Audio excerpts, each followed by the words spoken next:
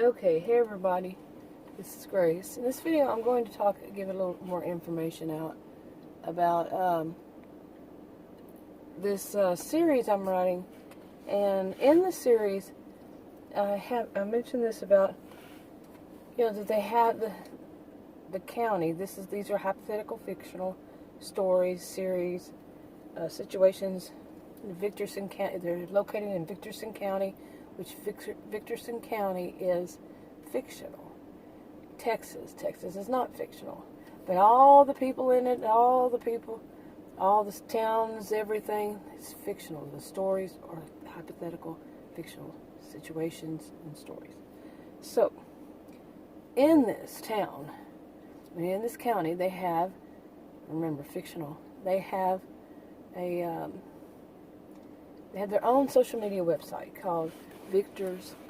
It's called Virtual County, and it's just for the county. And there's a small county, like it has only a few, very few, double-digit kind of thing, residents, and that's all that's for.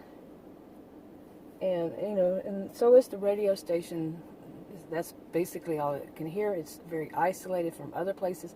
Like the closest big city from there is from the northmost part. The closest part to them, which is the closest, is a 2-hour drive away to really the next place, which is the big city. They call it the big city.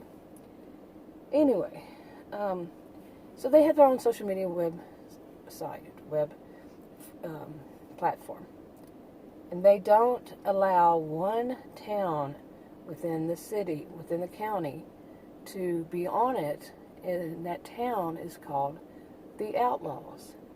And they don't allow people from that town because of their ways, for one, and that basically they also have people there that they call themselves the Outcasts because they were outcasts from the whole thing of the social media, and before that from a group of people who were original group members. They were basically geeks back when the word geek was the dirty 4-letter word back in the 1980s and 90s back then, and before all what you see as it is today. And anyway, they wanted power and control, and they wanted to take over and all this stuff, and they were basically kicked out one at a time, or a group, however it was.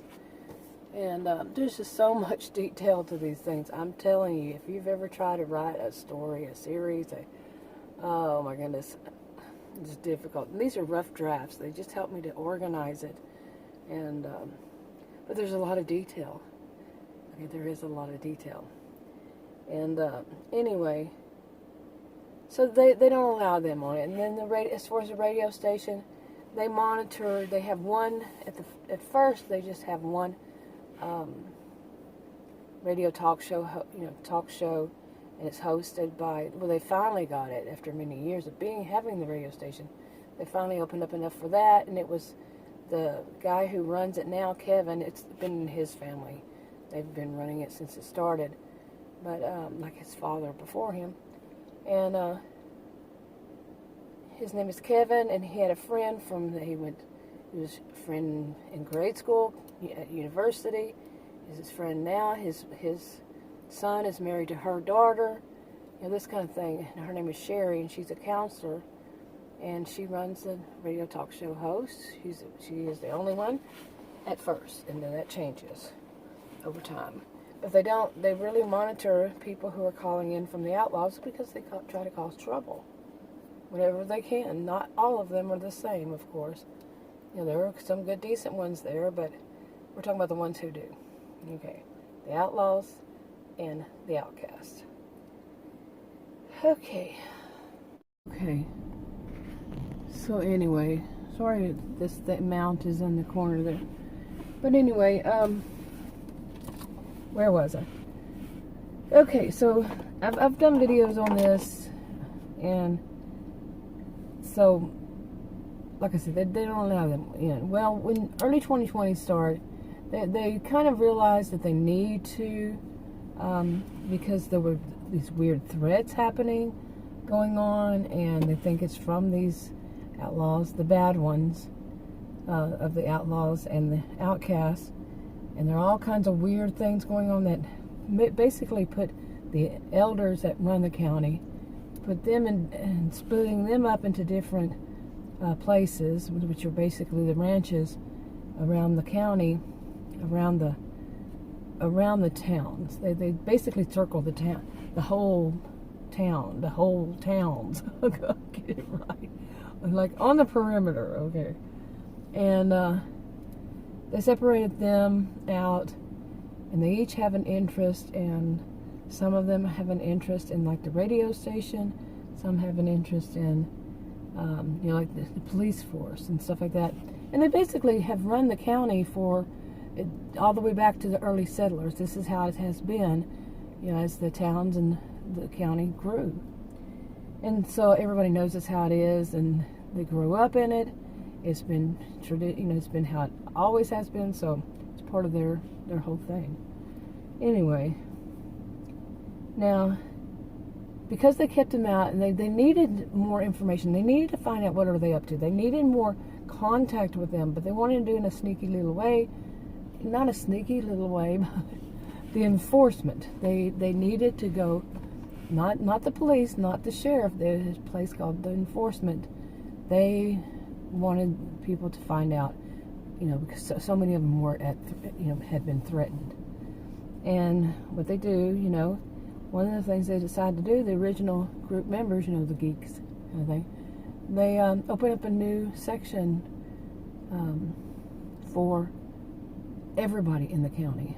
That's the first time that the outlaws and the outcasts, that people that live in the outlaws of the town, were able to get on there legally. I mean, not legally, but they were using fake accounts. They were getting them from other people, all this stuff. There's a whole video on it. But anyway, now they basically made forums, and they had moderators, people moderating it that they knew of, and they also had some of the enforcement, undercover, as moderators and such. Also, and then some of them were university students who were part of not the original group member. Many of them were their descendants. Okay, so anyway, now some of these boards, they needed to be moderated. So what they did was they took the university students who wanted to do like an internship because of what was going on. They could take that time to do internship, and they could do much of it from home. And they would have assignments based on, their major, whatever their major was. Like, it could be those who had majors as psychology or sociology or English majors or whatever it was. They would monitor those online forums and forums and the videos from that area to make sure people weren't putting out misinformation intentionally. And even if it wasn't, they would flag it. If they couldn't tell if it was intentional or not, they would still flag it, and then somebody superior, superior level would go through it. Okay. Let's see. And they're doing all this for safety reasons, of course. It's not that they just want to control. They want safety, for people's safety, people's lives. They're being threatened and all that. And so they have to do something like this. This is a very wealthy county, and they can afford it. Okay, they can afford it. And because they opened that up, they also, they got more revenue. They got more money than people were placing ads that couldn't in the past. They wanted to place ads. And more and more and more. So it was kind of like, it kept the students having something to do. They kept them, being able to afford it, and so on and so forth. So it was really good for the county and the residents of the county.